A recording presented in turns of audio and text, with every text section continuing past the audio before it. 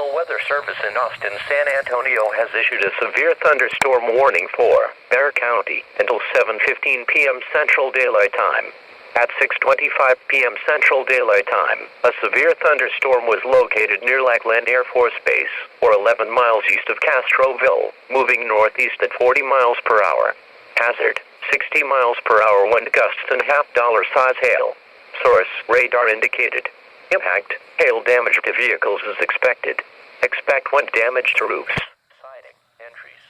Locations impacted include San Antonio, Universal City, Schertz, Live Oak, Leon Valley, Kirby, Pelotas, Alamo Heights, Barrows Ranch, Selma, Windcrest, Terrell Hills, Hollywood Park, Chavano Park, Olmus Park, Lackland Air Force Base, Leon Springs, SeaWorld, Cross Mountain and Timberwood Park.